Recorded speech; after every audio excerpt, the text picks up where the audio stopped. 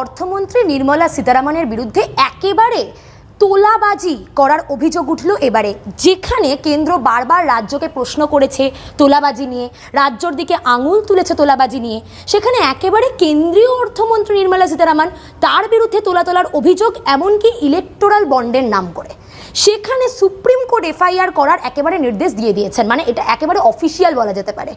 এই যে একেবারে কেন্দ্রের বিরুদ্ধে এত বড় অভিযোগ, রেজিস্টার্ড প্রাতিষ্ঠানিক লুট এবং তোলাবাজি, এবং কার্যত দেখা যাচ্ছে ডাকাত দলের নাম হচ্ছে central agency income tax department, ডাকাত দলের নাম হচ্ছে এনফোর্সমেন্ট ডিরেক্টরেট, ডাকাত দলের নাম হচ্ছে সিবিআই, এবং এই ডাকাত দলের সর্দারের নাম হচ্ছে দেশের কেন্দ্রীয় অর্থমন্ত্রী নির্মলা সীতারামন।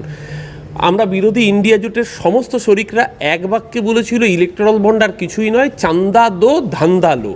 অর্থাৎ বিজেপির পার্টি ফান্ডে যদি চাঁদা দাও তাহলে তার বিনিময়ে আপনি সরকারি টেন্ডার কোটি কোটি হাজার হাজার কোটি কোটি টাকার বরাত পাবেন। কার্যক্ষেত্রে সেটাই দেখা গিয়েছিল।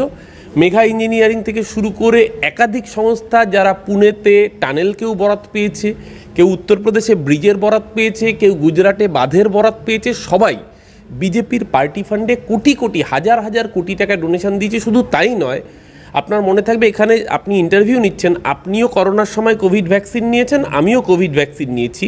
যারা এই ভ্যাকসিন তৈরি করেছিল সিরাম বায়োটেক, তারা পর্যন্ত বিজেপির পার্টি ফান্ডে টাকা দিয়ে তারপর বরাত পেয়েছিল। এবং আজকে দেখা যাচ্ছে এই কোভিড ভ্যাকসিনের মানে পার্শ্ব প্রতিক্রিয়ায় মানুষের মৃত্যুর মতো সংবাদ যখন আসছে, আজকে পরিষ্কার দেশের মানুষকে মৃত্যুর মুখে ঠেলে দিয়ে তার বিনিময়েও কাটমানি কমিশন খেয়েছিল নরেন্দ্র মোদীর ভারতীয় জনতা পার্টি।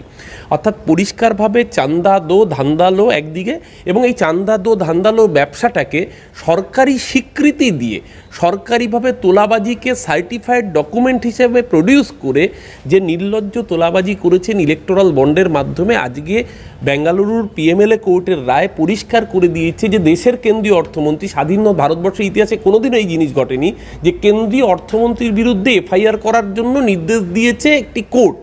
এর থেকে লজ্জা ভারতবর্ষে আর কিছু হয় না। নির্মলা সীতারামনের যদি ন্যূনতম লজ্জাবোধ থাকতো তাহলে অবিলম্বে তিনি অর্থমন্ত্রী পদ থেকে পদত্যাগ করতেন। এ প্রসঙ্গে আপনাদের মনে থাকবে দিল্লির অরবিন্দ কেজরিওয়াল মুখ্যমন্ত্রী ছিলেন, তিনি কদিন আগে জেল থেকে ছাড়া পেয়েছেন। কিন্তু অরবিন্দ কেজরিওয়াল জেলে গেছিলেন কেন? জেলে গেছিলেন যার অভিযোগের ভিত্তিতে সেই শরৎ রেড্ডি, অরবিন্দ ফার্মা কোম্পানির মালিক শরৎ রেড্ডি, তিনি ইডির কাছে অ্যাপ্রুভার হয়েছিলেন। প্রথমে 14 বার তিনি ডিনাই করেছিলেন। ইডি তাকে চাপ দিয়েছিল আপনাকে জেল থেকে তবেই ছাড়া হবে। প্রথমে ইডি তাকে নোটিশ পাঠিয়েছিল, পাঠিয়ে বলেছিল আপনাকে জেল থেকে ছাড়বো না, জেল থেকে ছাড়বো যদি আপনি কেজরিওয়ালের বিরুদ্ধে সাক্ষী দেন। 14 বার সে রাজি হয়নি, তাকে জেল থেকে ছাড়েনি। যেদিন সে রাজি হয়েছিল সাক্ষী দেওয়ার জন্য, তারপরে তাকে জেল থেকে ছাড়ে ইডি বেলে, এবং তারপরে দেখা যায় বেরিয়ে আসার পর বিজেপির পার্টি ফান্ডে ইলেকটোরাল বন্ডে কোটি কোটি টাকা সে ডোনেশন দিয়েছে। অর্থাৎ সামগ্রিকভাবে একটা কর্পোরেট অর্গানাইজ সিস্টেমেটিক সরকারি মদতে লুট।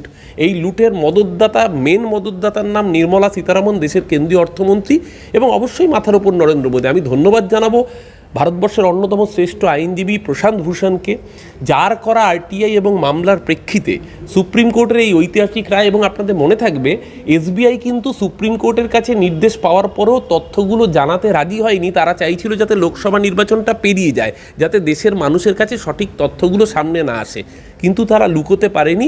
এসবিআইকে যখন সুপ্রিম কোর্ট মানে রীতিমতো কার্যত ভর্ৎসনা করেছে, তারপর তারা বাধ্য হয়েছিল ডেটা দিতে, এবং সেই ডেটা দেখেই মানুষ চমকে গিয়েছিল যে কারা আসলে ইলেকটোরাল বন্ডে টাকা দিয়েছে এবং কোন কোন পার্টিকে টাকা দিয়েছে, তার বিনিময়ে কি কি বেনিফিট তারা পেয়েছে।